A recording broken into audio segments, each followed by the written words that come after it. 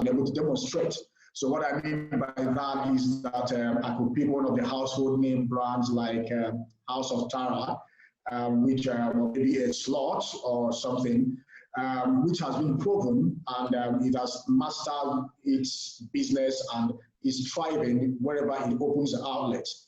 And it gives rise to another party who is intending to venture into same business to leverage its proven business system. There is the idea, that very point about proven business system. Now, coming to Nigeria, in the past 5 years, franchise business development services and some other key institutions in Nigeria, like Africa Franchise Institute, have made concerted efforts to, get the Nigerian entrepreneurs to, like some researches that have been done in the past, to understand what the gaps are and what the key approaches or more like a solution that they may have to apply to be able to start franchising their businesses and do that successfully. Most business owners you meet would say, okay, maybe 1 or 2 brands I know they didn't do well. And that is because of the fact that we have not been able to understand that franchise business has a methodology.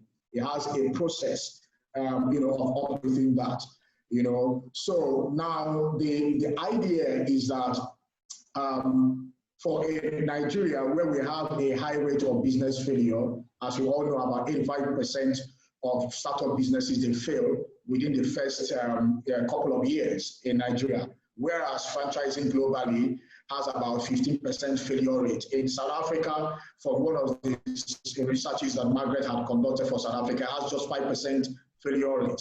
So the idea is that, the business owner, you as a business owner who is intending to expand, you have 1 or 2 outlets and you are looking at expanding to more locations, that there are certain processes that have to be followed. You need to have, a proof that your business has demonstrated success at some existing locations. There has to be a standard operating procedure and a few other things we will probably be able to pick from the rest of the speakers as we go further into this very conversation. But the point is that there is a concerted effort. There is a certain methodology. Franchising is not something you just jump into. Business expansion, whether you want to expand through distributorship or dealership, is also not something you just start doing. You need to develop a system. That system has to be piloted, it has to be tested, and you leverage that to be able to go into partnership to other entrepreneurs who have funds that you do not have, or you may not want to borrow from the bank for your expansion, and be able to manage that very growth and expansion very well. I think I'll stop here, and then maybe I can buttress more in the next question. Okay, well, but so you basically drawn a difference between, and you're saying that the odds or likelihood of you succeeding with the franchise is higher than you want to start in your own business, starting a business and growing your business. But from the perspective of an entrepreneur, all right, so imagine that I'm an entrepreneur today and I'm running my own business. How do I know when my business is ready to franchise? Okay, so there are key things that would have to be in place before you need to franchise your business. First and foremost is that you must have proven your business concept. No matter how well your business is doing at the first location, whether it's a service business, a retail business, or a food business, no matter how well you've succeeded at that location where you are sitting and you are championing, you are managing that very business, there will be the need for you to open yet another location, to expand to another location. The essence of that expansion is to prove that that new location is successful because there is a subsystem that have been put in place, not because you are micromanaging the team, not because you are there, right? So that system involves the system of marketing, the system of managing the customers, managing the finances, a lot of controls which every business owner would really be very familiar with. Issues of managing the brand, how your customers are treated, right, and how the value is delivered, and all of that. So with this thing, when you've been able to expand to a new location and that new location is thriving and it is profitable, that is the very first thing. The rest, other things you have to put in consideration is that there has to be a product, your product or service really has to be a very, it has to meet needs. It has to be, solving problems. It has to be on good demand, right? Because there has to be a request for the consumers of your products and your services for expansion, right? So somebody in Abuja is saying, when are you going to bring your products and your services to Abuja? You've been operating in Lagos. So we need that. You have to be getting a lot of such calls for expansion to other locations because of the value proposition that you have that the market has accepted. Then also you need to look at the fact that you have the capacity to provide support to a partner, because a franchisee is a partner. He's bringing the funds. What he's looking for is an opportunity to own his business, a business that, again, his concern is that his fear is that he does not want to start a business and fail, right? So he's coming to you because you have succeeded, and then you have to have the structures to be able to onboard him, to train him, to support him, and all of that. So, so that capability, that structure, it entails the team that you have, your readiness and your preparation. Again, your business has to be profitable for such a partner to be able to share in the profit, right? And there also has to be a very strong brand goodwill, because it should be such that when the franchisee opens that new location, that people will say, aha, this brand, we've been anticipating this very brand. If you are, for example, in the pharmaceutical industry and you are franchising your business, people should say, we know this brand and we know they have integrity, and therefore they can begin to patronize the location of your partner who is a franchisee. So there are some other things, again, which are there, but I will stop. Okay, great. We have a short poll that we put up. If you don't mind, just take 10 seconds to answer and we'll move on. Okay, so next we have Margaret Constantias. Now she has a lot of experience with South Africa, and we've seen from the data that franchising contributes about 14% to the GDP. So Margaret, can you share from your experience with research and being a business executive in South Africa, what are the critical success factors for franchising and for business expansion? I think the success factors actually lay largely many years ago when the franchise, the whole franchise industry started, was about 40 odd years ago. If you remember, South Africa was prevented from having any international investing in the country because of their attitude towards apartheid. So most of the franchises that started off in this country are local franchises. We have 88% are local franchises versus only 12% which are from overseas, internationally. On this chart that I have in front of me, you can, this represents the last 26 years, and you can see that franchising has grown exponentially from around about 150 26 years ago up to 865 was the last figure that is shown on this chart. There has been a slight dip because of the economic situations, I think, worldwide, not just in South Africa. And we're down to approximately 813 or 815 franchise brands in the country. Having said that, though, it hasn't put our franchises off opening new businesses. The number of franchisees has increased from 45,000 in 2016 all the way up to 47,000 in the most recent measure. So our franchisors are continuing to open new franchisees or partners, as Chiagozi refers to them as. So there's a continual flow of money coming in. Franchising is viewed as an easy way to start a business in this country. It is, many of the franchisors sell it as being the best way to go into business on your own, because you're independent, supposedly, but you've got somebody hand-holding at the same time. So this really does encourage people to open up franchisees or to buy a franchise in a big business. So yes, I would say that is probably the main reason for wanting to go into franchising, is that you're not going in on your own. Interesting. So it's like an open book. But in terms, what has been the impact in ordinary life of South Africans and the impact on the economy on by franchising?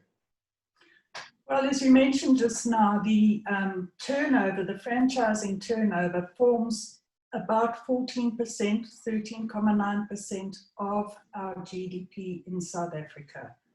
So it is a very important sector in the country. It covers a whole range of different business sectors, from automotive to fast foods to, what you name it really, anything that has wheels on it can be franchised, as long as the certain factors of your market and so on are in place.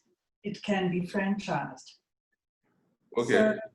So, Yeah, so I think what you're saying is important. Can you give, so we all know typically, franchises typically, like Mr. Chiagozi said, everybody thinks Mr. Biggs, which is a QSR. Are there any peculiar businesses you see other than QSR that can be franchised? Well, QSRs and fast food takeaways make up about a quarter of the franchising section. And then we've got what we call business-to-business franchises. Those are your, anything to do with business, your photocopying, your postnets, and so on. They make up about, they're probably the second biggest sector in the country. And then we have one called buildings, houses, construction, and that kind of thing, and that is probably your third biggest sector. It also offices fall in there as well. For example, some franchises come in and empty your waste bins for you. You know, there are all sorts of ideas that come up to be franchised. So those are our three biggest sectors. Interesting. And just to explain this chart quickly in a very brief way, you can see there are 45,000 franchisees or business partners in this country, which has grown from 40. Some franchisors choose to keep their own franchisees as corporate franchisees, if you like. You can see that number is 8,700. And then the balance is 35,000 is owned by the franchisees themselves. And then we have a number of joint ventures where they go in together. They help people that perhaps don't quite have the finance to buy the business. And on average, in South Africa, an average franchise system has, starting with the smallest circle at the bottom, there's one JV. Owned by franchisors, we have 10. Owned by franchisees, 48. And the average number owned of franchisees is 60. So that is an average picture of what a franchise system looks like in South Africa. Can you do us a favor? For those of us who are not familiar with the terms, can you differentiate franchisee, franchisor? Because you're dropping a lot of terminology that we might not be familiar with. I'm so sorry about that. I always get cross when people do that. The franchisor would be the person that starts the business, that owns the business, owns the license for the business, okay? So you would have, let me choose one that everybody knows, McDonald's. when that was started all those years ago, the person that started McDonald's is a franchisor. The first time in our terminology, when he sold a McDonald's to somebody else to run on their behalf, that is a franchisee. So a franchisee is an independent business in most instances, but because it's following the franchise, it has to stick to all the rules and regulations of the original founder of the business, Mr. McDonald. So, I mean, if you go to any McDonald's anywhere in the world, you will find that those stores are run exactly the same way. The hamburgers are made the same way. They use the same ingredients, etc., etc. So there's a common recipe, if you like, for the business spread throughout. Okay, great. Mr. Felicia? Hello, Felicia? Felicia? We seem to have Hi. lost. Felicia, are you there? Yeah, very much here. Okay, yeah. So Felicia, I mean, you've done great in terms of expanding your business. iFitness is just a couple of years old. I mean, if you expanded to all the locations, clearly you have a plan to expand to another 50 locations in a couple of years. Great, thank you very much for that. Expansion, right? And I'm sure there are many challenges that you faced.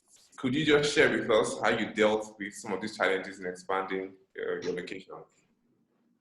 Great. Okay, so good afternoon, everyone. And thanks, Chinedum. So, you know, this question is quite very dicey. Let me tell you why. When people hear, I mean, when entrepreneurs hear this kind of question, the first thing that comes to mind are the typical problems: infrastructure, you know, bad roads, you know, no light and stuff like that, which is very valid. But you see, I see your question more from a standpoint of a company that wants to scale. The challenges of a company that wants to scale is totally different from every other organization, because if you have infrastructure problems, every business is suffering it, right? Whether you're small, you're big, even if you don't want to grow, you suffer infrastructure problems. So my discussion this morning is not leaning towards the very obvious sides. I'm talking about challenges that any business that wants to grow and really drive growth and scale would face, right? And those would be about 4 challenges, right? If you have I sort of put it in a slide. If you have, you can put it up. 4 challenges. And you see, I want to say here that iFitness is dealt with these 4 challenges, and we are still dealing with those challenges. In fact, you never get done until you're totally out of business, okay? You never get done. So the very first is people. And what do we mean? You know, when we say people, a lot of times our minds would largely want to go to employees and all. While I agree, because the right employees, right, are a great asset to the organization. Not all employees, the right employees, the right people. I'm talking here about everyone that is needed in different stages of the business to help achieve the goal. So, for instance, you'll be talking about, can you please confirm you can hear me, Chinedum? Yes, sir, I can hear you. I can hear you very well. Okay, great. Now, when I talk about people, I'm talking about partners, I'm talking about investors, I'm talking about advisors, you know, whether financial advisors, whether legal advisors, you know, people like, for instance, here, AFI is acting as advisor. Scale must be able to identify who the advisors are, who the investors are going to be, who the right partners are going to be for every stage of growth. So for us, the same thing. We have to identify very quickly. In fact, the kind of people that you'll be needing, the kind of partners you'll be needing in year 1 is totally different from the kind of partners you'll be needing in year 5 when you're scaling. When you're 1 location and when you're 10 location, the kind of partners you'll be needing would differ. The kind of investors you'll be needing would differ. A company that is wanting to scale from 1 location to 50 locations will be looking for, you know, investors with deep pockets. So what am I saying? For everyone that wants to scale, there's a problem of the right people. And I'm not talking about employees alone. I'm talking about everyone who is necessary to, help actualize that growth. We've had our own fair share, and we're still having to battle with that even now. And remember, I'm saying all of these 4 things because I want us to go beyond the typical infrastructure problems. What we're saying is every organization that wants to scale must face these 4 challenges and, keep dealing with them every step of the way. Second is strategy. So what is the strategy that insulates the organization from competition? Remember, just like Chiagozie was saying, and Margaret has said, a lot of people want businesses, they want to franchise to ensure that, they are not having to do the hard work, they're getting hand-holding. Now, remember, the company that's doing the hand-holding has prepared some kind of strategy. Now, for every organization, the strategy must be crisp and clear. So how do you want to insulate yourself, remembering that there's free entry and free exit into the market? So we are into fitness, for instance. Anybody can wake up and do the kind of business we're doing. What sets us apart? So this would involve a lot of strategic thinking. And it's a problem that you're going to be having to deal with every step of growth. So AFI, for instance, can help with strategic thinking, to sit down with a business and say, look, what exactly do you want to do? How do you want to position yourself? So even if there are 1,000 others in the industry, you can actually scale and grow, because that's what we're talking about here. If we're not talking about growth, then this kind of forum is really not needed, right? Expansion and growth.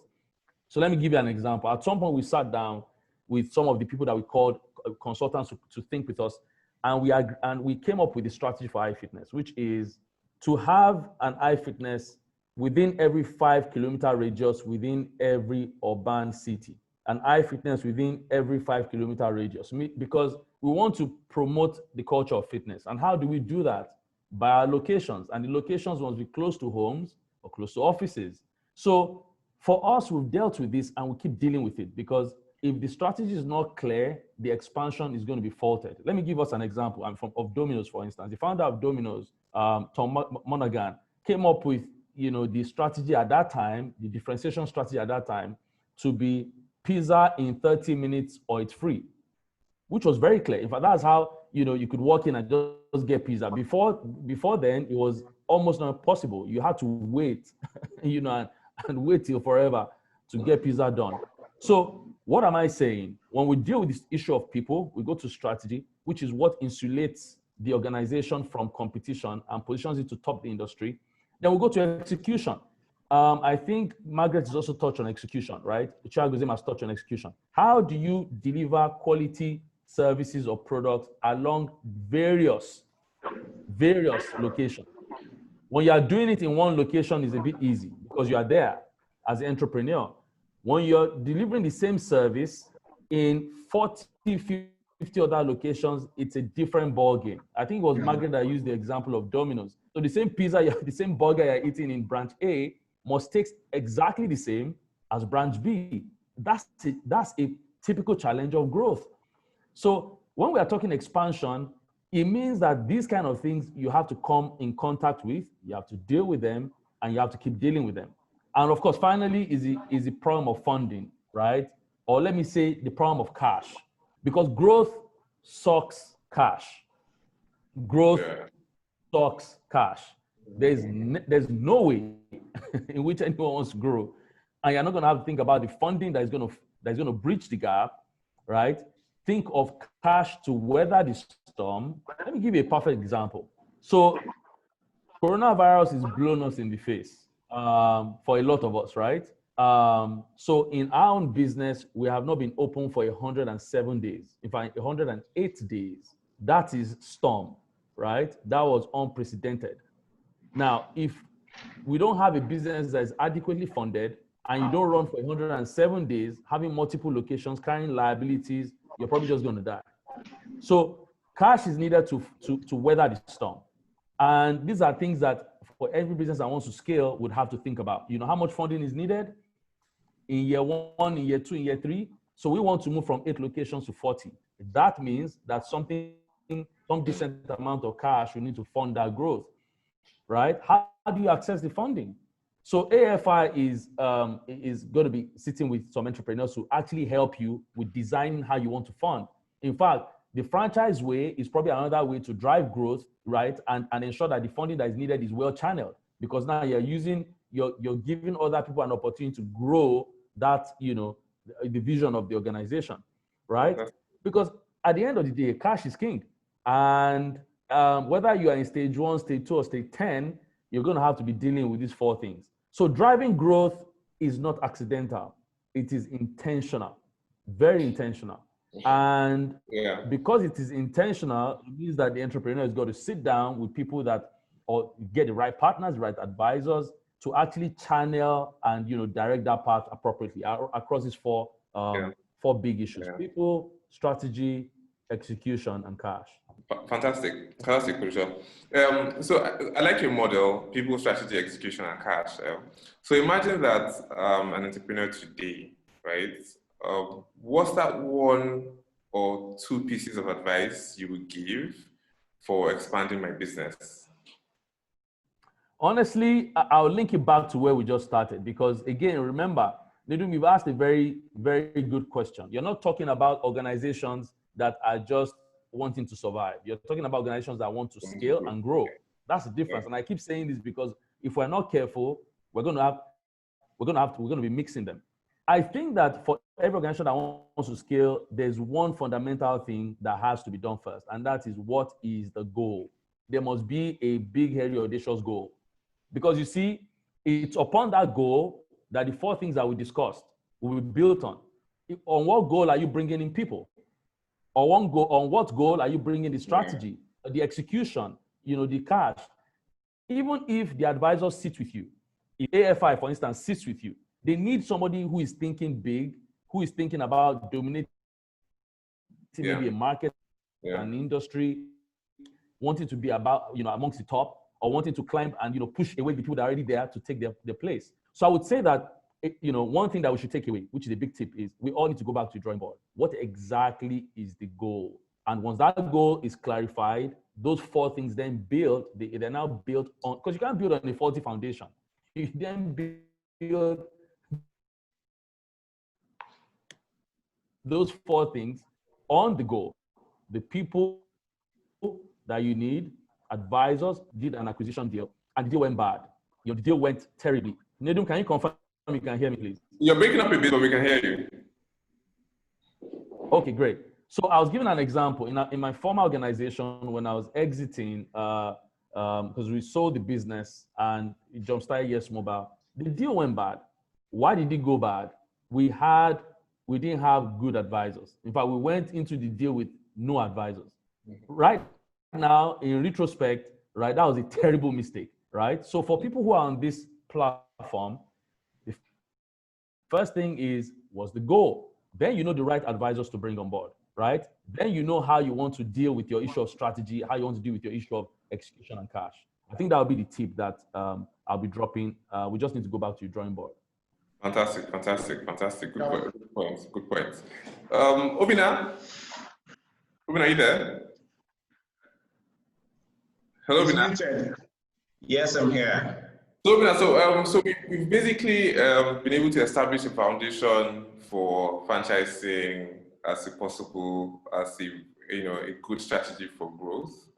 But you're the finance guy. You're the guy who calls the shots. You're the person who, gives the engine or gives the oil for the engine.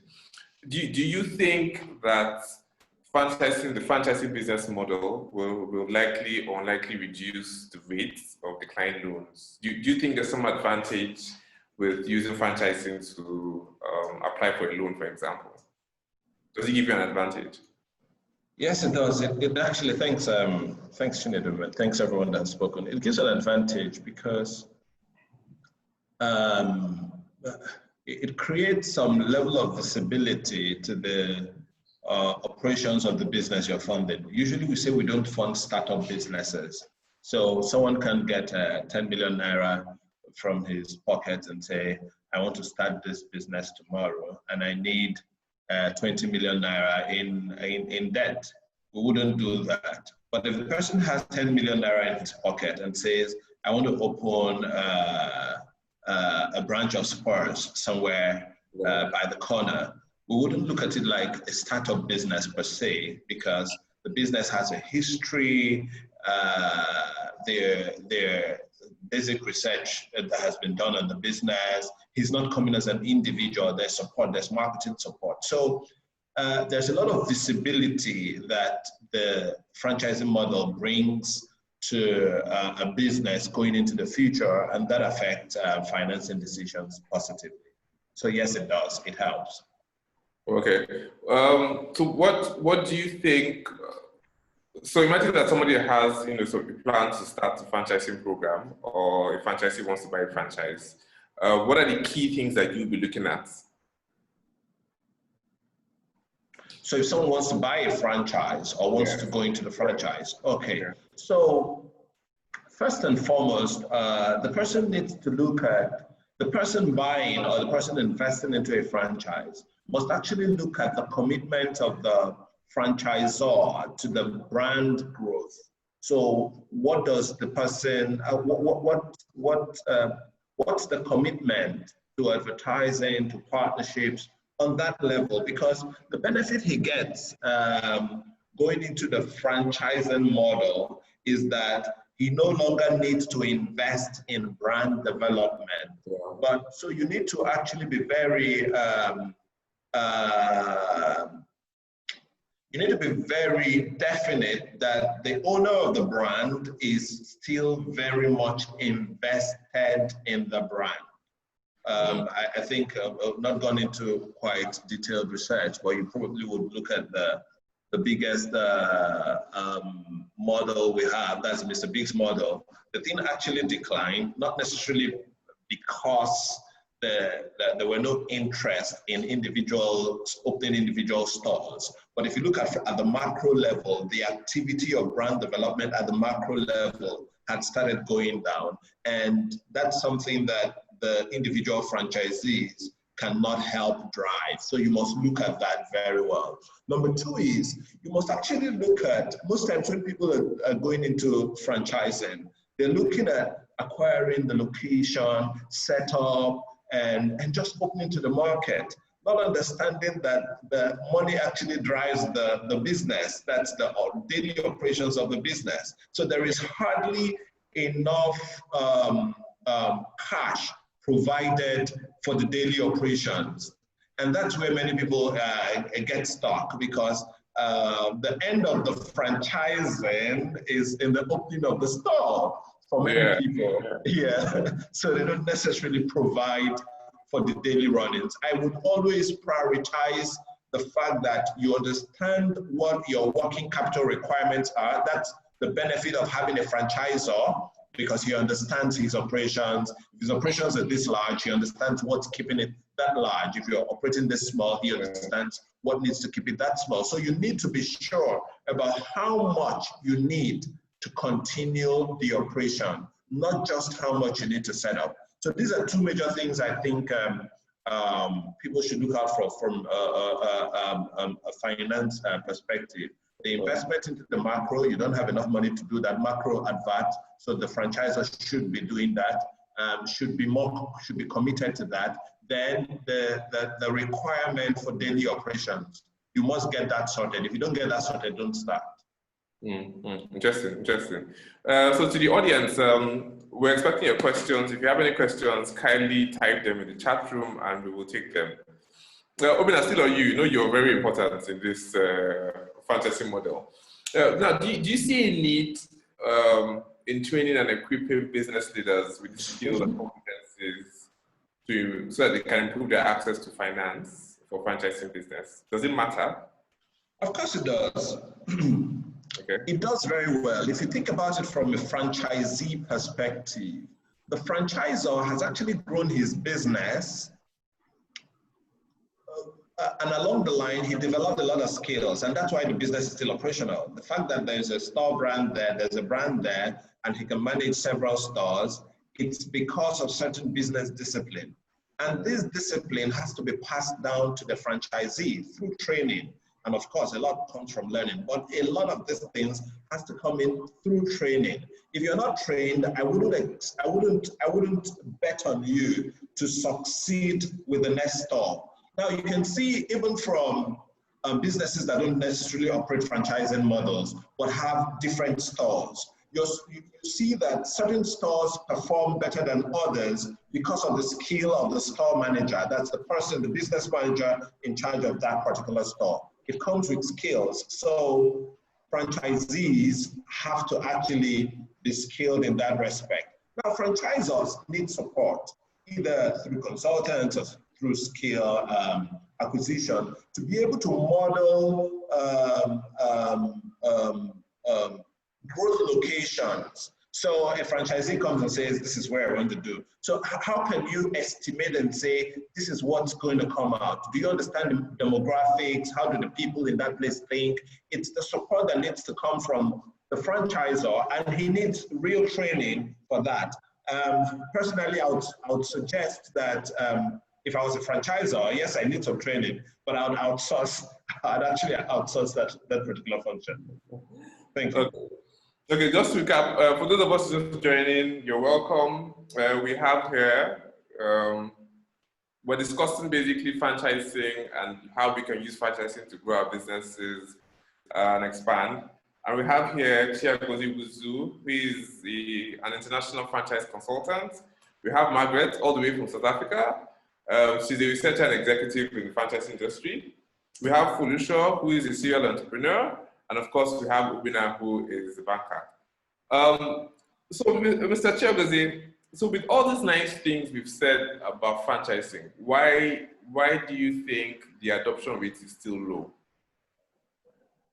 Okay, so I would assume that your question is with regards to Nigeria, right? Yes, with regards to Nigeria, yes. That's to Nigeria. Okay, so we did a study a couple of years back for DFID, which study was supposed to be the blueprint, to provide a blueprint for franchising to thrive in Nigeria. But it was tackling access to finance, the potential of franchising in Nigeria. That was the topic of that study. The study, I want to pick information from there for the listeners, because it benchmarked 4 countries where franchising is very successful: South Africa, India, UAE, and the US, comparing that to Nigeria, and also obtained information from existing franchisees, prospective franchise businesses, and all the rest of them. From our findings, there are 2 key reasons why there has been a low uptake of franchising. Firstly is that we Nigerians, we have the ego thing, right? Everybody wants to do his own thing, yeah. Why you would probably go to a building like a business complex and you see about 20 sets of generators, all of them making noise and with all the pollution, and we do not want to do stuff together. Also because of trust issues, which you wouldn't really blame people much about, because people have tried to get into partnership, and such relationships, and they've gotten their fingers burnt. But there is primarily the ego thing, where people want to be the founder, CEO, everything. But the other reason is purely, which is also interconnected, for the reasons of lack of knowledge. People have not, there is little or no awareness and education about the concept of franchising. We are more knowledgeable about distributorships and dealerships, which in themselves are a fraction of franchising, except that again, also, they have also their fair share of business failure.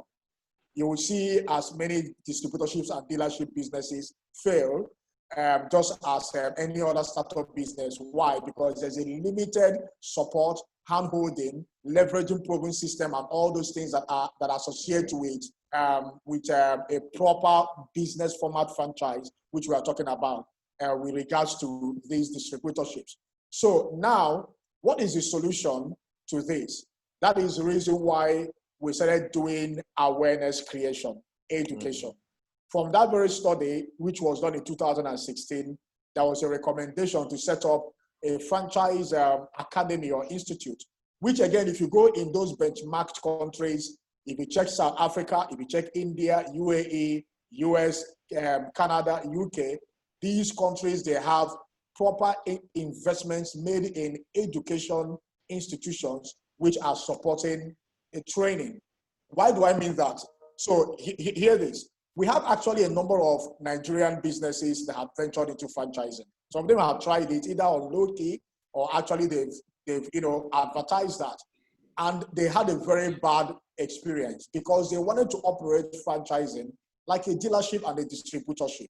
The lawyer that would do the agreement would write the agreement as if it were an agreement between a dealer and a distributor, which is totally out of place. When certain things begin to happen, then the two parties will realize that some details that are applicable to the franchise business model were not covered. Then think about something very key that you see in a franchise model, which is proper training, onboarding, and education. The franchisee has a near 100% guarantee, right? So, franchisee is the guy that is making investment at the starting business. Almost a near zero failure guarantee. Why? Because the franchisor has a solid support structure which ensures that there is a manual for which there is a training plan, and that the franchisee and his new staff are properly trained, and that they are helped with finding a location. They are helped with furnishing it at the lowest possible cost because the franchisor has been doing these things over time. Then, so a typical institute was set up like Africa Franchise Institute to begin to provide education. So if you come to AFI now, you will realize that there are programs for professionals who before now were doing, low standard or lower than expected quality of service to some local brands that have ventured into franchising. So whether it's a banker or the law firm or the organization that is providing consultation, they come to this business school that operates, by the way, at Enterprise Development Center and in collaboration with Faith Foundation and International Franchise Association from the US, to ensure that they are groomed to understand the needs, to understand the operation model of the franchise business, and then they are able to provide appropriate services. Same applies to the franchisees and the franchisors. So these are a little bit of things that have been put in place to address that lack of awareness and all that, to provide support for franchise or tribe locally. Okay, fantastic. So we have a couple of questions. We will have just 11 minutes to close, so we need to move. We need to move fast. Okay, so I'll take it one by one. So quick answers. So Lekon Lawal wants to know from the panelists if we have franchises in the insurance industry. If we have what? Franchises in the insurance industry.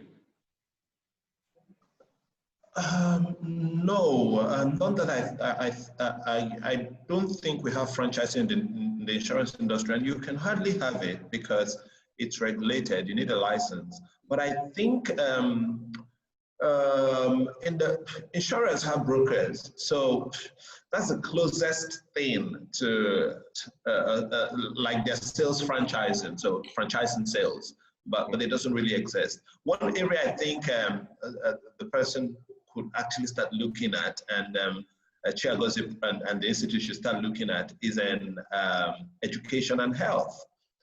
Because you have a lot of top school brands that probably would leverage the franchising model to expand in other parts of the country, and even the health space. Can you imagine a Johns Hopkins in Nigeria or something, or a Lagoon Hospitals in Maiduguri or something like that? So I think that's a model.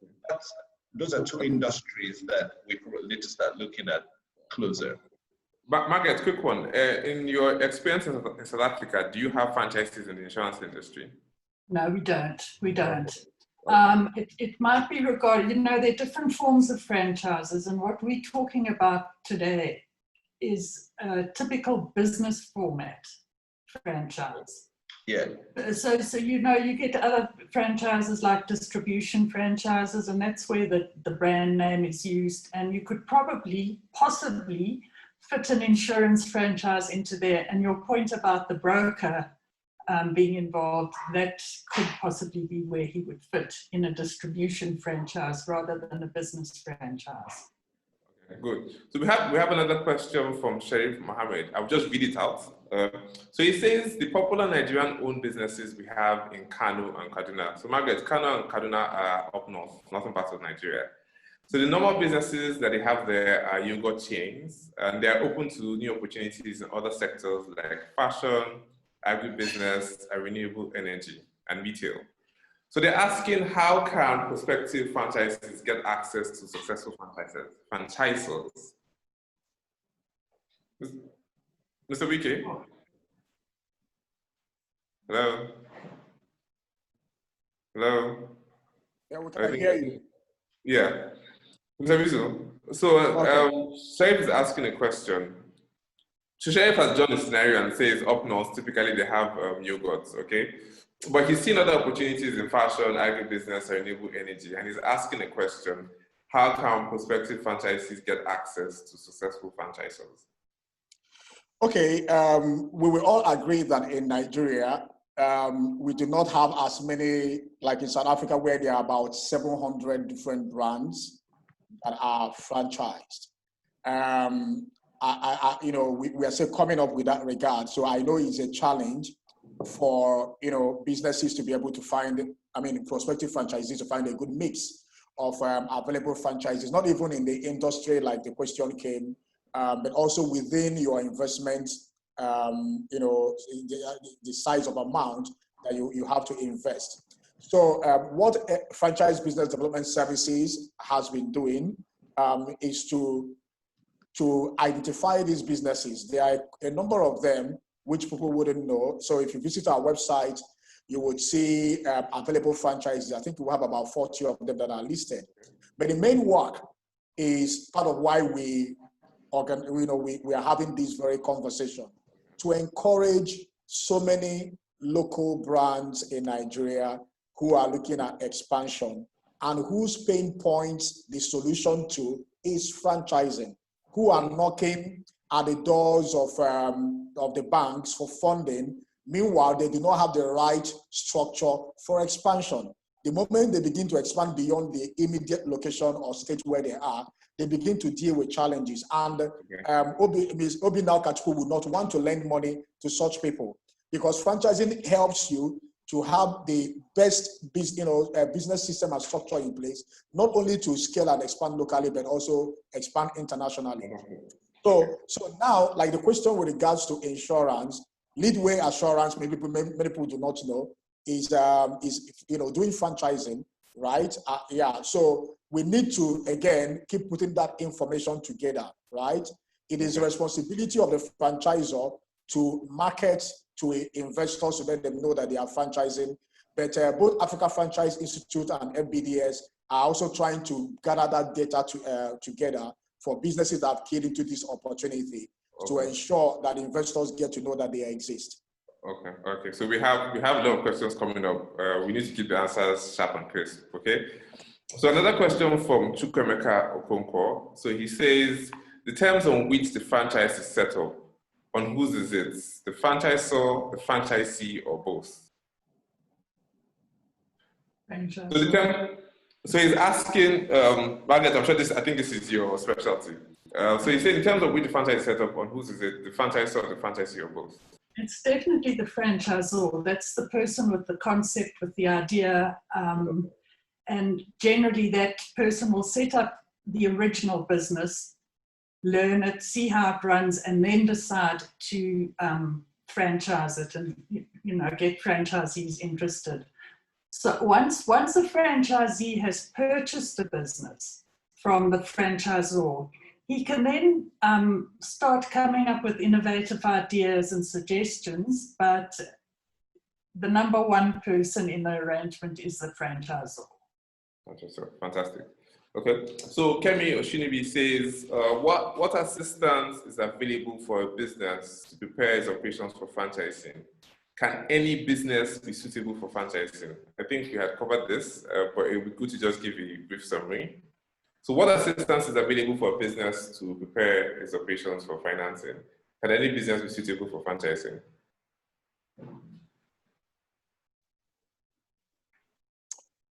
Sorry, who is the question for? Yes, Mr. Ewuzie. So it says, Okay. what assistance is available for a business to prepare its operations for franchising? Can any business be suitable for franchising?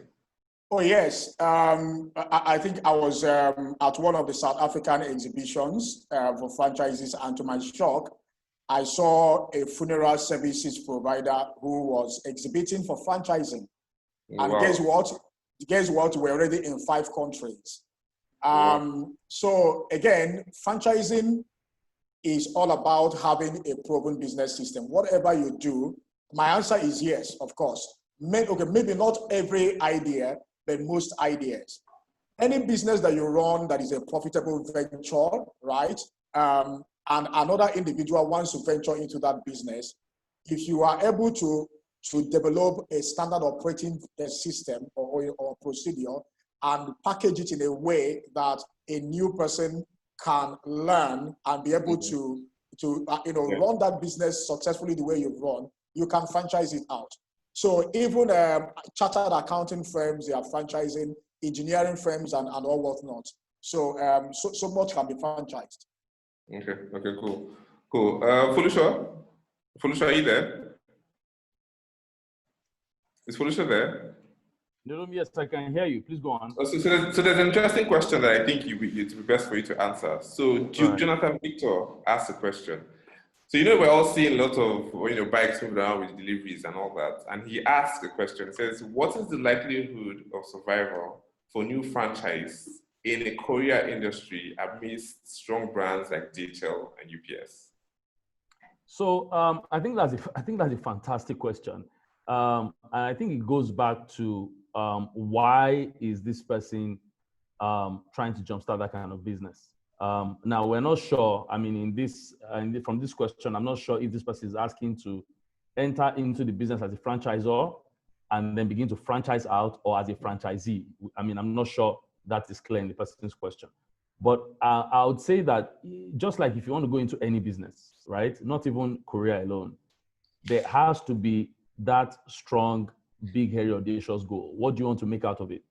One thing I can tell you that would not be correct, even though I don't have all the information from this question, is if you wanted to go there on the short term just to make some, as a side business, let me just make some money, I don't think that would be good, because there's so many other people in that same space that have invested time, energy, resource. They have perfected their model, and you can be sure that they're not waiting for a small push, right? So if you're going to have to win those kind of people, you have to be ready to really perfect your model. So I think if simple line answer to that would be, are you entering into this to play big?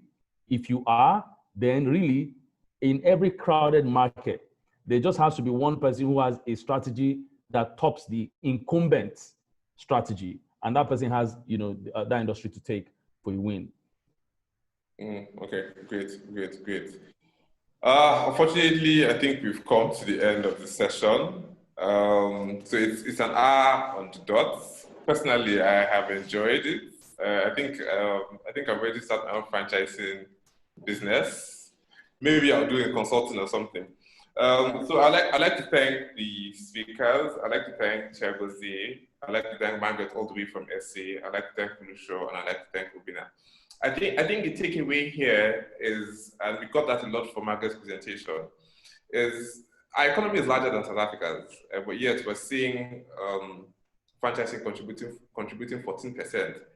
Imagine if we can grow franchising to the point where it can contribute 14% to our own economy. You can imagine the impact on jobs, you can imagine the impact on wealth, you can imagine the impact on lifting people out of poverty, for example.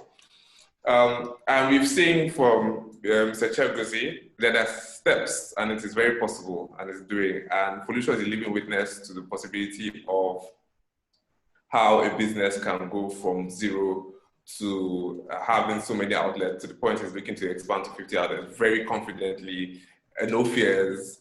And we have Obina, who has basically given us assurance that there's the financing, and franchising is actually a better way of obtaining finance for your growth. So for me here, and for the entire team, I'd like to thank participants for coming. Unfortunately, we couldn't answer all questions. What we will do is the questions that we've not answered, we will send you emails with the answers. We can also keep the conversation going. You can send us emails. You can still chat in the groups.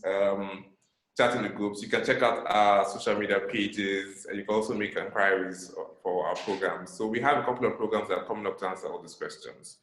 So for me, I'll say thank you. I don't know, the panelists, you guys want to say thank you too?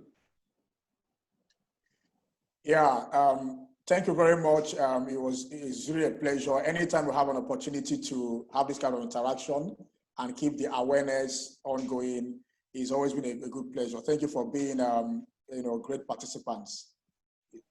Thank you. Okay. Thank you everyone for attending. Thanks, Chinedum. Thanks, Margaret, and thanks, Chair Ewuzie. Thanks, Felicia. Maybe I will register my own franchise too. Even the banks, they have agency banking as a form of franchise. No, I think I should be a consultant to franchisors. Yeah. Okay.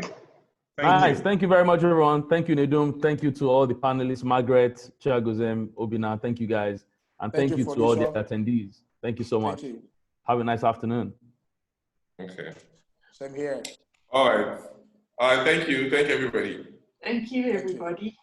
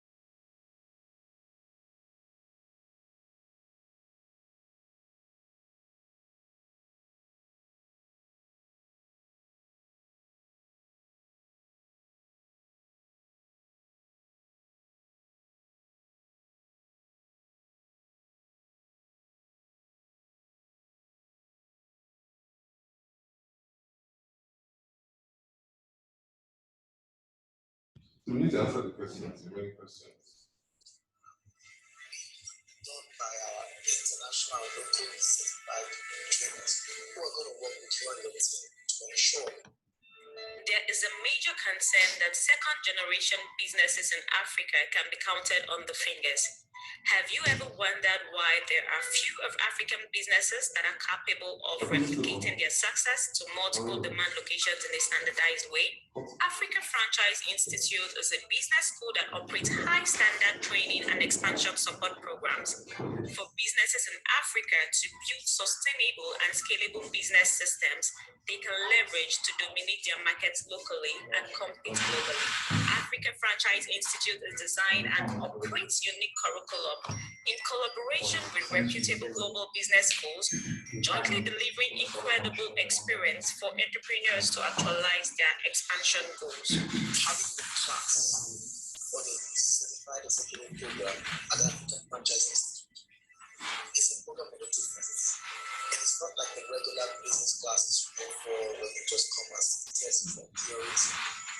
What makes this program unique is the hand-holding services that are added to the classes and structure for this program, being done by our international local certified trainers who are going to work with you and your team to ensure that we can put a holistic program together, look up to your business's audits, and then to develop the systems and look at the gap analysis that you require to move your business forward. Do you want to expand your business from 2 or more locations to even multiple global locations while increasing your revenue? Enroll now for the Certified Executive Program to build capacity to plan and manage expansion. Some of the values our alumni are most excited about are consultation with experts and successful entrepreneurs, hand-holding support to implement class learning and roll out new pilot outlets, networking opportunities, tour sessions of very successful food, retail, and service businesses as case studies conducted by their CEOs. quality learning environment, access to finance with partnering funding institutions, 2 certificates of completion from the Institute and International Franchise Association, and other post-program benefits. We are on a goal to strengthen, scale, and then expand your business to every part of the world as that what you have is a great product or service for a great system. Let our team of consultants and international local experts help you on your team build and scale that business. To register, visit www.africafranchiseinstitute.com.